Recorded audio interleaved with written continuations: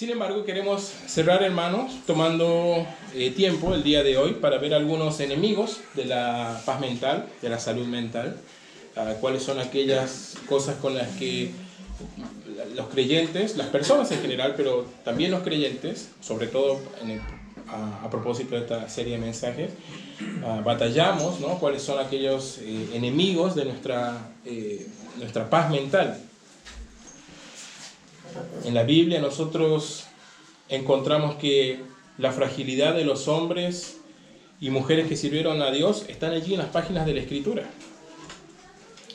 La Biblia no presenta superhombres, hombres perfectos, mujeres perfectas. Al contrario, tomamos y suscribo ahí al estudio de nuestro hermano Carlos, el rey David, ¿cierto? Hasta el día de hoy, con Moisés y Abraham, probablemente sean las figuras más preponderantes en la cultura, en la tradición judía, pero en algún momento de su vida dejó mucho que desear de su vida personal, ¿no? Entonces, no fue perfecto David, ¿cierto? Un gran hombre de Dios, danzó en algún momento, ¿no? Pero también adulteró. Entonces, tenemos allí en la Escritura, hermanos, se nos presenta a las personas, a los hombres, tales como somos, pecadores, y a Dios tal como es, lleno de gracia y de misericordia frente a hombres y mujeres pecadores. La Biblia no oculta la fragilidad de los hombres, la muestra sus debilidades, muestra sus luchas emocionales, y esto lo hace para que entendamos, hermanos, que la vida cristiana no es la ausencia de problemas, sino es la presencia de Dios en medio de ellos. Ansiedad, depresión, estrés y aún pensamientos suicidas fueron pensamientos y fueron condiciones que sufrieron personajes bíblicos. Sin embargo, hermanos, en todos esos casos el Señor intervino para transformar y restaurar a estas personas. Hoy veremos 5 ejemplos de personajes bíblicos, personas, ¿no? Que aparecen en la Biblia en momentos difíciles en cuanto a su salud mental y cómo Dios les restauró. Mira lo que dice Primera de Reyes, por favor, capítulo 18. Primera de Reyes, capítulo 18, versículo 38.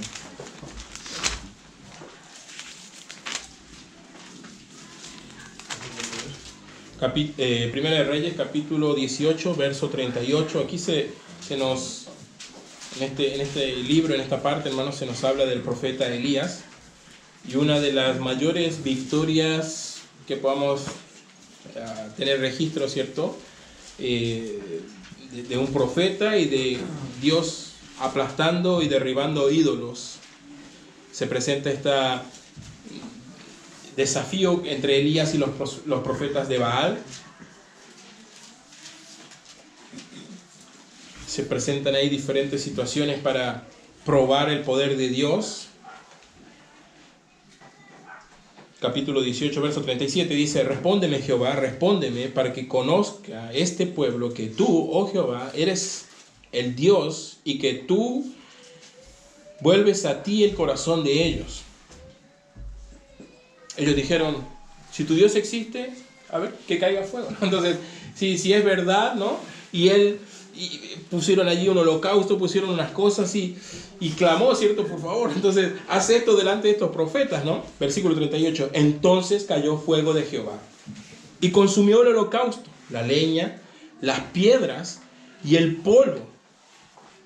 Y aún lamió el agua que estaba en la zanja.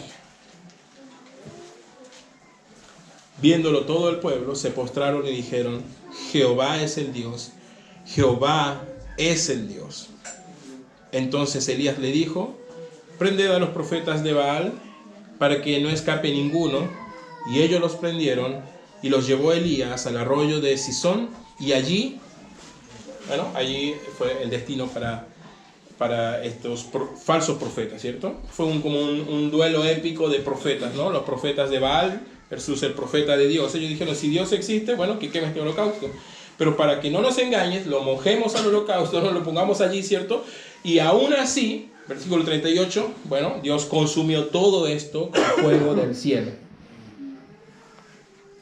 Elías experimenta una de las mayores victorias que podamos tener registro de cómo Dios obró, digamos, en contra de estos ídolos y de estos falsos profetas para la salvación de las personas. 39. Y ellos dijeron, Jehová es el Dios verdadero. Ahora entendemos, ¿cierto?, que todos estos profetas eran charlatanes y que el único Dios verdadero es Jehová. Esto ocurriría allí en el Monte Carmelo y desataría una fuerte persecución por parte de Jezabel en contra de Elías. Muchos no estaban contentos con esta situación. Jezabel juraría matarlo y Elías tendría que huir, esconderse, ir al desierto y luchar por su vida de alguna manera. Capítulo 19, por favor. Mira lo que dice versículo 3. Viendo pues el peligro, se levantó y se fue para salvar su vida, y vino a Beerseba, que está en Judá, y dejó allí su criado. Versículo 8. Esta situación le llevó a tal estrés mental, angustia, agotamiento. 4, y dice, y él se fue por el desierto un día de camino, y vino y se sentó debajo de un enebro, y deseando morirse dijo, basta ya, oh Jehová, quítame la vida, pues no soy yo mejor que mis padres. Y echándose debajo del enebro, se quedó dormido, y he aquí, luego dice ahí, un ángel le tocó y le dijo, levántate y come. Vamos a dejarlo hasta ahí por el momento, hermanos. Bien, tenemos esta situación. Es interesante esto, hermanos, ¿no? Podemos decir agotamiento, cansancio, unos pensamientos suicidas, ¿cierto? De Elías, producto de esta situación estresante.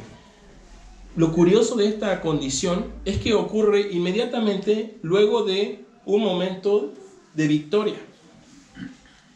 ¿Cierto?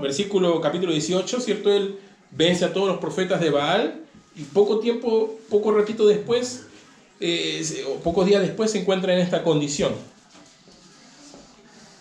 Hermanos, a veces la depresión no aparece en momentos de derrota, sino justo después de grandes victorias.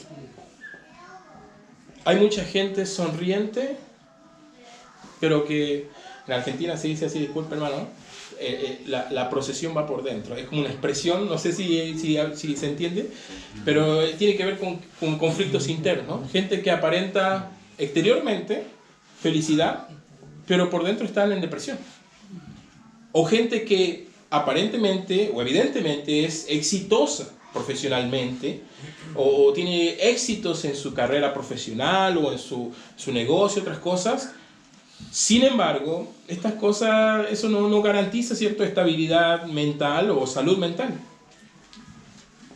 Conocemos popularmente muchos casos, artistas famosos, políticos, gente influyente que se suicida, que tiene sobredosis de medicamentos o de pastillas, o que sufren algo que lo lleva a la muerte, ¿cierto?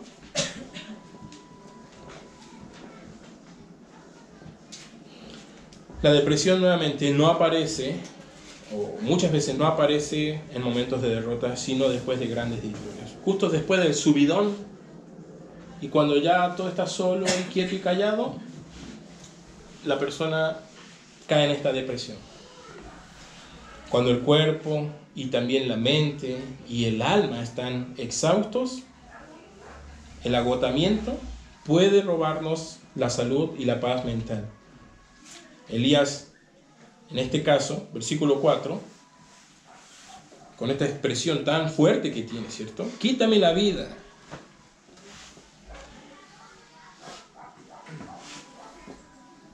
A veces frente a la presión, hermanos, al agotamiento, las responsabilidades, palabra más o menos, pero quizás muchos de nosotros hemos dicho algo parecido o pensado. Mejor ya descansar, ¿cierto? Elías no estaba siendo incrédulo. solo estaba siendo un ser humano. Lo curioso de esto, hermanos, versículo 5, dice ahí la Biblia, echándose debajo del enebro, se quedó dormido, y luego aquí un ángel le tocó y le dijo, levántate y come. Entonces él miró, y he aquí en su cabecera una torta cocida sobre ascuas y una vasija de agua, y comió y bebió y volvió a dormirse. Y volviendo el ángel de Jehová la segunda vez, le tocó diciendo, levántate y come, porque largo camino te resta. Y se levantó pues, comió y bebió, y fortaleció con aquella comida, y caminó 40 días y 40 noches hasta Horeb, el monte de Dios. Y luego allí, entrando en ese lugar, Dios le hablaría de nuevo y le encomendaría unas tareas específicas. Mira de nuevo estos versículos, hermanos, versículo 5 en adelante. Esta progresión. El cansancio, el agotamiento, producto de las presiones, le llevó a esta condición a Elías, a pedir morir. Pero alguien apareció allí, un personaje clave, versículo 7, el ángel de Jehová.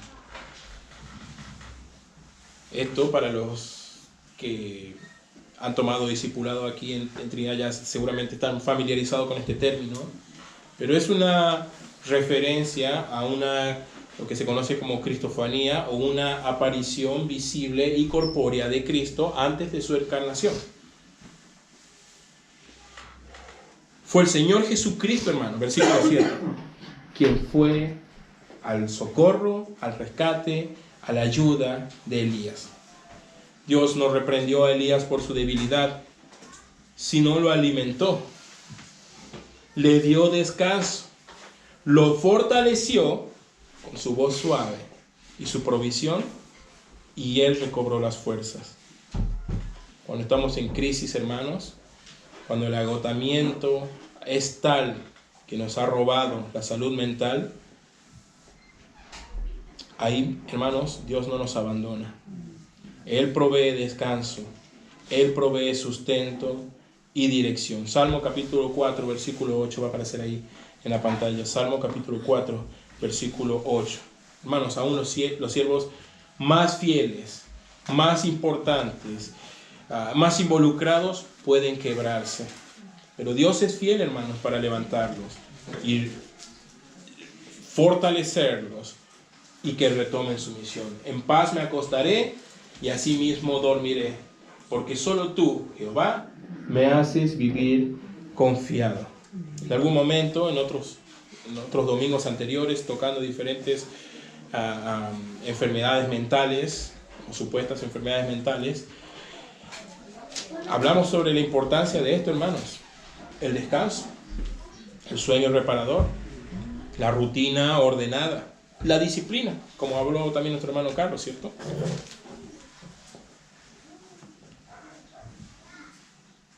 Pero Dios aquí es fiel, hermanos, y puede darte descanso, y puede reconfortarte y renovar tus fuerzas si alguna vez te sentiste agotado a tal punto como Elías, que dijiste, ojalá fuera mejor no levantarse más, tantas presiones. Dios puede hacer esto por sus hijos y desea hacerlo. Frente a un agotamiento extremo y los pensamientos suicidas, frente a las presiones tan fuertes, hermanos, el creyente tiene una esperanza. El ejemplo contrario de esto, Mateo capítulo 27, versículo 3, vamos a verlo allí, Mateo capítulo 27, versículo 3. Entonces Judas, el que le había entregado, viendo que era condenado, devolvió arrepentido las 30 piezas de plata a los principales sacerdotes y a los ancianos. Versículo 4, diciendo, yo he pecado entregando sangre inocente. Mas ellos dijeron, ¿qué nos importas a nosotros? Allá tú. Versículo 5, entonces arrojando las piezas de plata en el templo, salió y fue y se ahorcó. Hay diferentes herejías que tratan a Judas como un creyente, luego que se arrepiente y es salvo. Nada de eso, hermanos. Él no fue creyente. Nunca lo fue. Fue como la cizaña en el medio del trigo, el cabrito en el medio de las ovejas y diferentes figuras que utiliza allí la palabra de Dios para referirse a los falsos creyentes. Judas no fue creyente y frente a los pensamientos suicidas no tuvo esperanza. El caso opuesto, Elías, ¿no? Un profeta de Dios, frente a estos pensamientos, Cristo fue, versículo 7, ¿cierto? Allí en Primera de Reyes, y le dijo, levántate, le fortaleció, le dio descanso y lo volvió a encomendar a su misión. Hermanos, cuando nuestra alma se rinde, Dios nos alimenta, Dios nos renueva con su presencia. Por favor, mire el libro de Job, capítulo 3, versículo 1. Job, capítulo 3, versículo 1, vamos a ver allí, hermanos. Es una historia bastante conocida en las iglesias, en la cultura evangélica, ¿cierto? La historia de un hombre que era íntegro, padre de familia, y que había sido bendecido de forma familiar, en salud y en cosas materiales. En el Job 1, versículo 1, dice, hubo en tierra de Uz un varón llamado Job, que era hombre perfecto y recto, temeroso de Dios y apartado del mal, quien tuvo 7 hijos y 3 hijas, y su hacienda era, ahí aparece el detalle, ¿cierto, hermanos? En el versículo 3, que es muchísimo, ¿cierto? Tenía muchos bienes materiales. Pero si sabes un poco la historia, Satanás, en algo que todavía es a veces un poco difícil de entender para nosotros, aunque lo tenemos allí, Dios permite diferentes circunstancias que lleguen a la vida de Job, agravios. Capítulo 3, versículo 1.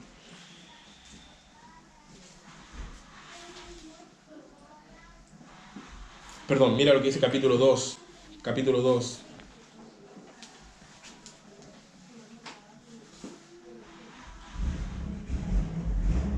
Se menciona allí, versículo 1, un encuentro que tiene Satanás frente al trono de Dios, donde pide, ¿cierto?, que Dios permita que diferentes agravios lleguen a la vida de Job. Mira lo que dice versículo 3. Jehová dijo a Satanás, ¿no has considerado a mi siervo Job?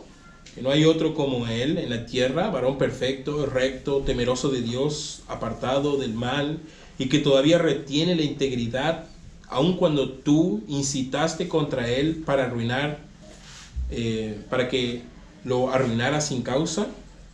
Entonces Satanás respondió y le dijo, piel por piel, todo lo que el hombre tiene dará por su vida, pero extiende ahora tu mano y toca su hueso, y verás si no blasfema contra ti en tu misma presencia. Job perdería todos los recursos materiales, todos sus hijos, todo su ganado y en última instancia su salud. De pronto, en un mismo día, ocurrirían todas estas cosas en la vida de Job. Sentado en ceniza, cubierto de llagas, capítulo 3, ahora sí, versículo 1, expresaría, después de esto abrió Job su boca y maldijo su día, y exclamó y dijo, perezca en el día que yo nací, y la noche en que se dijo, varón es concebida. Ojalá nunca hubiera nacido para ver a mis hijos morir de esa manera, para ver perder toda mi reputación y mi patrimonio, y para ver mi salud deteriorada de esta forma, ¿cierto? Él tendría úlceras y llagas en todo su cuerpo, desesperanza, dolor físico, dolor emocional, duelo, algunas de las cosas que le tocó atravesar a Job. Hermanos, el sufrimiento extremo puede llevar al alma a perder toda esperanza. Capítulo 3, versículo 1. Él maldijo el día en que nació. Versículo 3. Perezca el día en que yo nací. Job no cuestiona la existencia de Dios, si tú conoces un poco la historia. Lo que cuestiona es el propósito frente a todo ese dolor que le toca pasar. Es un retrato de la desesperación humana cuando todo lo terrenal se derrumba.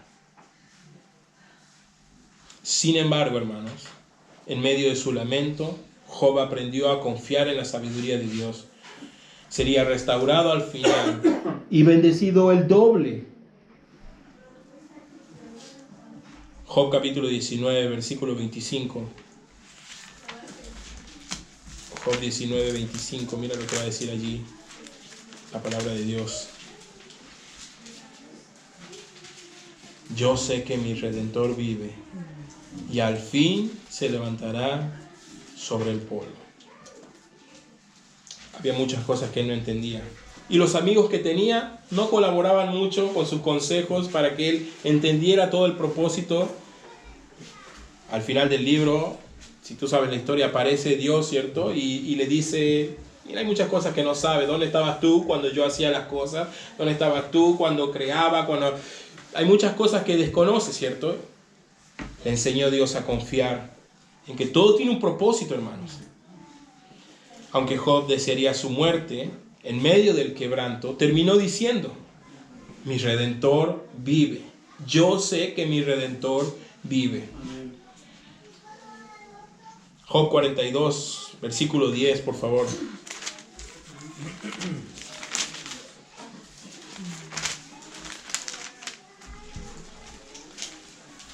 Y quitó Jehová la aflicción de Job, cuando él hubo orado por sus amigos, y aumentó al doble todas las cosas que habían sido de Job. Vinieron a él todos sus hermanos y todas sus hermanas y todos los que antes le habían conocido, y comieron con él pan en su casa, y se condolieron de él, y le consolaron de todo aquel mal que Jehová había traído sobre él. Y cada uno de ellos le dio una pieza de dinero y un anillo de oro.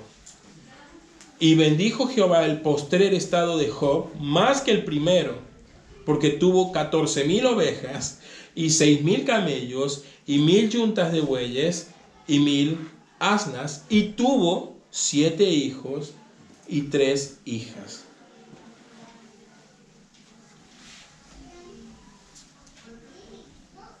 Todo tipo de agravio tuvo que sufrir Job. El dolor de la pérdida familiar, dolor físico, dolor emocional. Sin embargo, Dios, en medio de todo, le enseñó a confiar en Él. Cuando todo parecía estar perdido, la esperanza en un Dios fiel debe mantenerse fiel, porque Él puede restaurar doblemente lo que se ha perdido. Mateo capítulo 5, versículo 4. Mateo capítulo 5, versículo 4, por favor. Vamos a verlo allí. Bienaventurados los que lloran, porque ellos recibirán consolación.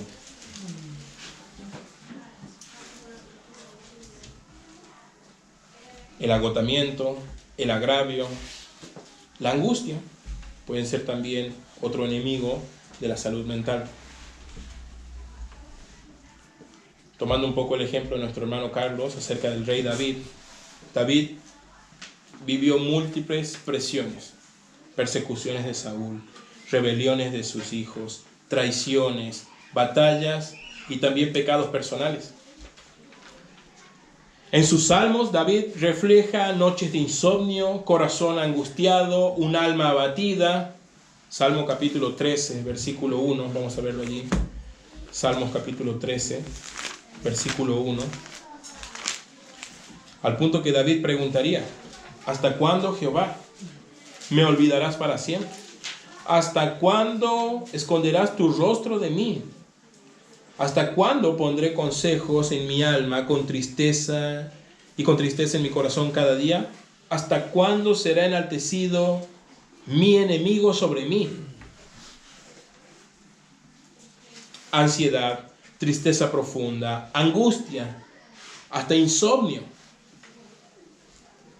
El rey David es el claro ejemplo, hermanos, de que los hombres de Dios, los siervos de Dios, están sujetos a todas estas cosas. David enfrentaría persecuciones, traiciones, y su propia conciencia le perseguiría tras el pecado con Betsabé. En los salmos reflejaría todos estos emociones y sentimientos, noches sin paz, días de angustia y ansiedad que abordaron la vida de David.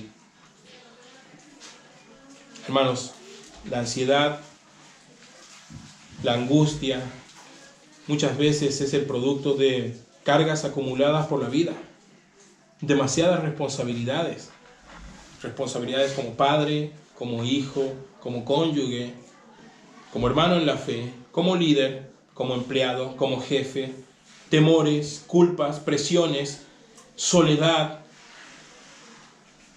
Lo curioso de David, hermanos, es que no negó su dolor. Los salmos escritos por él son la evidencia de esto. Él no niega su dolor, sino que lo lleva en oración delante de Dios. Salmo capítulo 56, versículo 3. Salmo 56, versículo 3. En el día que temo, yo en ti confío. Salmo 55, versículo 16. En cuanto a mí, a Dios clamaré y Jehová me salvará. Salmo 42, versículo 5. ¿Por qué te abates, oh alma mía, y te turbas dentro de mí? Espera en Dios, porque aún he de alabarle, salvación mía y Dios mío. En algún momento, hermanos, lo mencionamos, parece que fue el domingo pasado, como una aplicación, un consejo, una frase, decía algo parecido como elegir bien nuestras batallas, ¿no? Lo que hacemos, hasta donde podemos. No todo lo que podemos debemos hacerlo, debemos saber nosotros con sabiduría enfrentar los desafíos posibles. A veces, hermanos, estamos cargando con responsabilidades que no son nuestras. Y no estoy hablando de compartir las cargas, confesar pecados, como decía Carlos ahí, compartirnos necesidades, peticiones de oración, eso no es. Sino que hay padres llevando la responsabilidad de hijos, de nietos, hay de cónyuges, de diferentes cosas, hermanos, que no son nuestras. El exceso de cargas en nuestra vida, hermanos, nos llevará a la angustia. Y la angustia nos quitará la salud mental. Y si es así, hermanos, y si es tu caso, como David, espera en Dios. Confía en Él y lleva tus cargas en oración y ruego a Él. A Él clama, porque Él podrá responder y darte descanso frente a toda esta situación. David encontró consuelo al clamar a Dios, fijar su esperanza en Él. Muchos de sus salmos son testimonio de cómo la fe supera la angustia. El rey David nos enseña que el secreto para superar la angustia no es ocultarla, sino derramarla ante Dios. En medio de sus lágrimas, él aprendió de alguna manera a predicarse a sí mismo. Espera en Dios. Así la adoración, hermanos, transformó su ansiedad en confianza. La angustia, el agotamiento, el agravio son enemigos de la paz mental. Un cuarto enemigo es la amargura. Por favor, mire el libro de Jonás. Acompáñame un momento allí al libro de Jonás. Una historia también bastante conocida en la tradición evangélica, en las iglesias, por los creyentes, ¿no? La historia de este profeta, al cual Dios ordena, ¿cierto?, que él vaya a predicar a la ciudad de Nínive. Y tú conoces allí un poco el contexto. Son estos dos ciudades o pueblos son enemigos. Nínive es la capital de Babilonia, el reino que tiene cautivo a los israelitas. Y Dios ordena, ¿cierto?, que un profeta vaya a Nínive y predique allí a esas personas.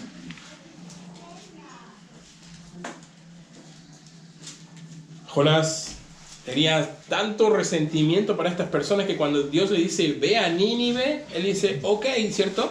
Toma un barco y se va hacia España, ¿cierto? Hacia, como a la dirección opuesta. Él huye de esta responsabilidad.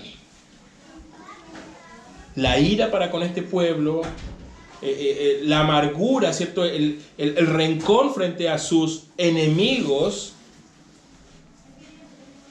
y llegó a tomar estas acciones, las cuales Dios pudo hacerlo reflexionar, ¿cierto? Estando allí 3 días en el vientre de una ballena, él tuvo suficiente tiempo para pensar mejor las cosas, y a partir de eso, entonces él iría a Nínive y predicaría.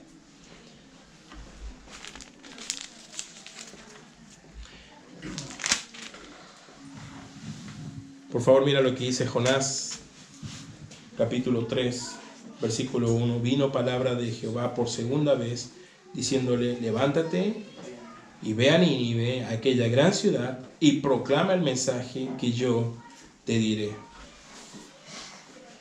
Entonces, Jonás fue y predicó. Y su mensaje en el idioma original son 5 palabras. Versículo 4. Comenzó Jonás al entrar por la ciudad camino de un día y predicaba diciendo, de aquí a 40 días Nínive será destruida.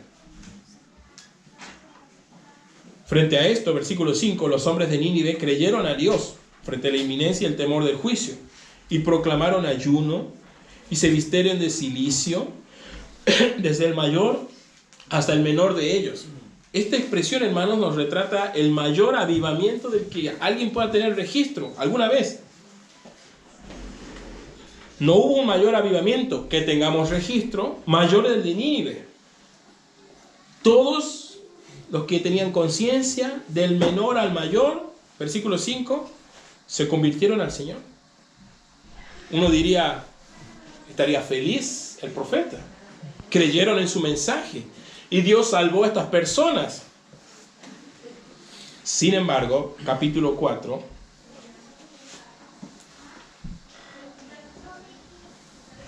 por favor mira lo que dice capítulo 4, versículo 1. Pero Jonás se apesadumbró en extremo y se enojó. Y oró a Jehová y dijo, ahora, oh Jehová, ¿no es esto lo que yo decía estando aún en mi tierra? Por esto me apresuré a huir a Tarsis, porque sabía yo que tú eres Dios clemente y piadoso, tardo en enojarte y de grande misericordia, y que te arrepientes del mal. Ahora pues, oh Jehová, te ruego que me quites la vida, porque mejor me es la muerte que la vida. Y lo reconoce, ¿cierto? Dice, por eso me fui a Tarsis, por eso yo me iba en otra dirección, no quería ver esto. El rencor, ¿cierto? La raíz de amargura había crecido tanto dentro de él, que no podía ver que son personas que necesitan la salvación. Su frustración le lleva a decir, mejor me es la muerte que la vida. Ira, frustración, deseos de muerte y deseos de muerte para el otro son algunos de los síntomas de Jonás. El enojo y la frustración, hermanos, cuando no son tratados, pueden llevar a una profunda amargura en el alma. Hebreos capítulo 12, versículo 15, vamos a verlo allí en pantalla. Hebreos capítulo 12, versículo 15. Hermanos, no dejes crecer las raíces de amargura en tu vida. Mirad bien, no sea que alguno deje de alcanzar la gracia de Dios, que brotando alguna raíz de amargura os estorbe y por ella muchos sean contaminados. No necesitas cargar, ¿cierto?, con ira, rencor, enojo. Perdona. Suelta. reconoce esto primero delante de Dios.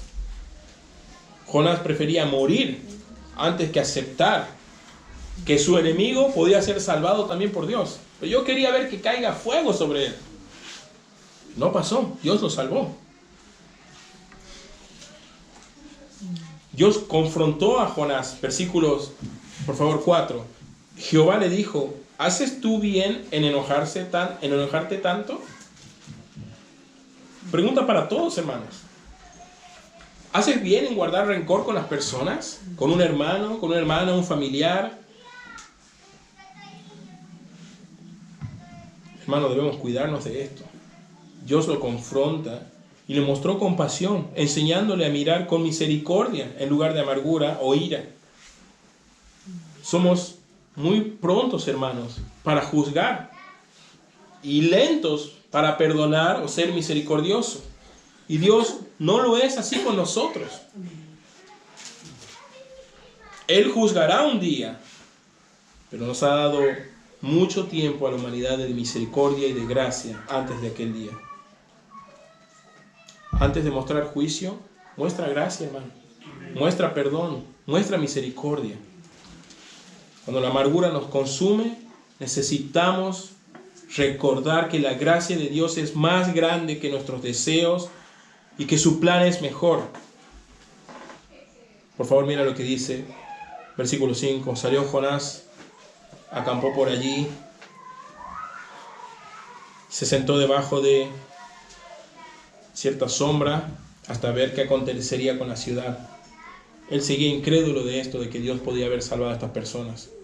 Y se fue a un monte a ver si en una de esas no había entendido mal las cosas y quizás sí caía un juicio, ¿no? Versículo 6. Y preparó Jehová Dios una calabacera, la cual creció, pero que hiciese sombra a Jonás sobre su cabeza y librase de su malestar. Y Jonás se alegró grandemente por la calabacera. Al día siguiente, Dios preparó un gusano, el cual hirió la calabacera y se secó.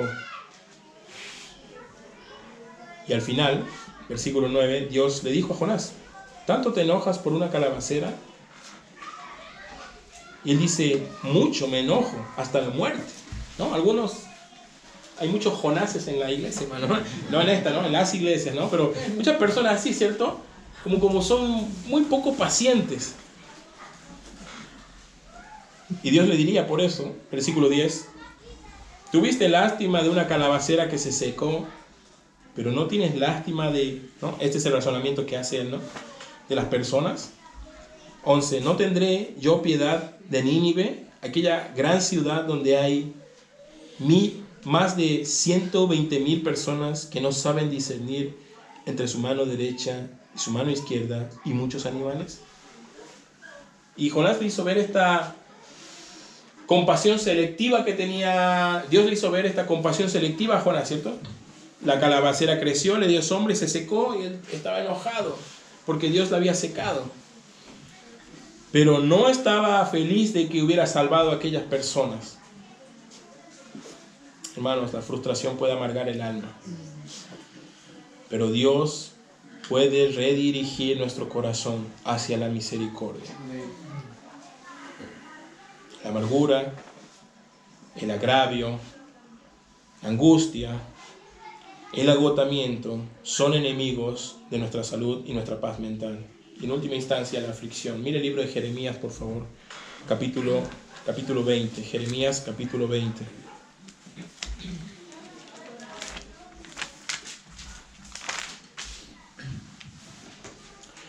Jeremías, capítulo 20. Jeremías fue llamado, hermanos, a un ministerio difícil. Predicar a Israel en un momento muy complicado, muy difícil. A un pueblo que no quería escuchar. A un pueblo que estaba ocupado de otras cosas. Él sería rechazado, golpeado, encarcelado. Versículo 7 dice lo siguiente: me sedujiste, oh Jehová, y fui seducido. Más fuerte fuiste que yo, me venciste. Cada día he sido escarnecido. Cada cual se burla de mí. porque cuantas veces hablo, doy voces de grito y grito, violencia y destrucción, porque la palabra de Jehová me ha sido para afrenta y escarnio cada día. Predicar es un castigo, no porque predicar sea un castigo, sino por ver la reacción de las personas, ¿cierto? Personas como piedra, corazones endurecidos que no quieren creer, no quieren escuchar. Se burlaron de él de todas las formas. Tuvo que sufrir mucho agravio, mucha aflicción, hermanos, por su ministerio. Versículo 9. Y dije, no me acordaré más de él, ni hablaré más en su nombre. No obstante, había en mi corazón como un fuego ardiente metido en mis huesos. Traté de sufrirlo y no pude. Él tendría que predicar a un pueblo que no quería escuchar, en una situación de guerra. La ciudad de Jerusalén estaba siendo asediada por Babilonia en ese momento. Fue rechazado, golpeado y encarcelado. En su dolor llegó a maldecir el día de su nacimiento y preguntarse por qué había venido al mundo. Tristeza profunda, desesperanza, aflicción son sus síntomas. Rechazado, perseguido, encarcelado por predicar la verdad. Jeremías sintió que su ministerio y su vida no tenían sentido. La soledad de veces, hermanos, puede llevarnos a esta situación. La incomprensión, el rechazo. ¿Has sentido rechazo de alguien que amas porque eres creyente? Un hermano en la sangre tuya, un hermano tuyo en la sangre, un familiar directo, ¿te ha rechazado por tu fe? ¿Te ha ridiculizado por lo que crees?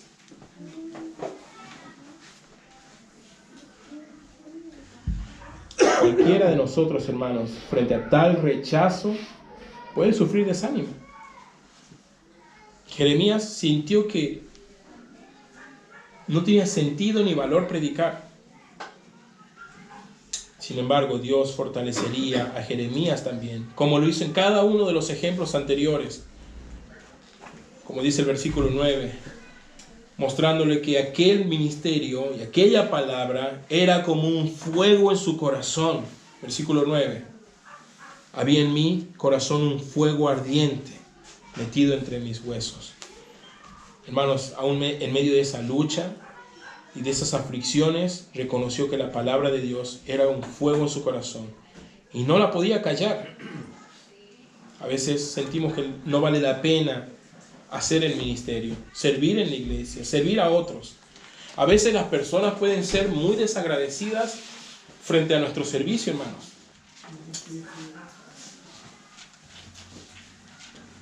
Cualquiera que se ha involucrado un poquito en algunas actividades en la organización y en la realización, yo creo que puede dar un poco testimonio de esto. Las personas no lo reconocen.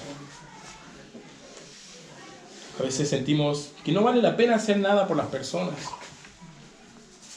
Son egoístas, son desagradecidos, son individualistas. Más aún a veces los actos de bondad o de servicios los toman como es lo que debería haber hecho.